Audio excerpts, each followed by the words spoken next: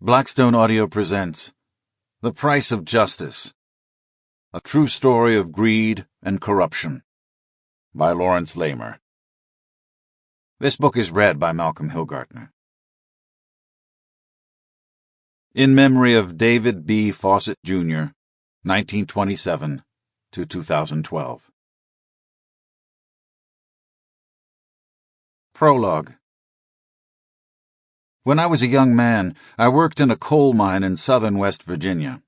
It was 1971, and I had read Night Comes to the Cumberlands, Harry Caudle's classic account of the deprived, exploited people of the Appalachian Highlands in eastern Kentucky. I realized that amid the poverty and pain, there was something gritty and real in those lives that was absent from my own. So I gave up my apartment on the west side of Manhattan and drove down to West Virginia, hoping to write about the region and its people. In the coal fields, it was a time of turmoil.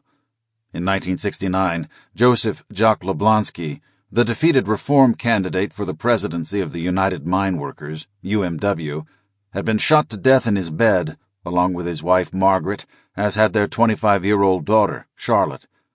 The fear and paranoia in the industry did not lessen until 4 years later, when Anthony Tony Boyle, the president of the United Mine Workers, was convicted for having ordered Yablonsky's murder.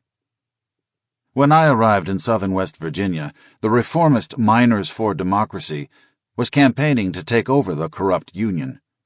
The coal companies, meanwhile, were nervous about what they considered outside agitators trying to stir up the miners.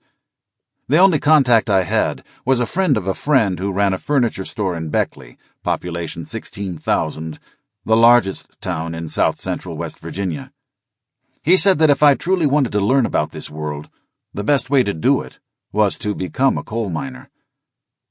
The UMW and the Westmoreland Coal Company agreed that I could work in a mine as long as I didn't tell anyone else I was a journalist and wrote only about the job and its particulars, not union politics. And so the next day I went to work on the hoot owl shift from midnight to 8 a.m. in the mine outside Beckley known as Eccles No. 6. That first night I showed up in the bathhouse, where the men changed before their shift and where they showered off the coal dust afterward. I arrived just as the second shift was leaving the mine. In my new work pants, long-sleeved green shirt, and unblemished black helmet, I looked like the greenhorn I was. Taking the elevator 150 feet down the shaft with the other men on the shift, I was nervous.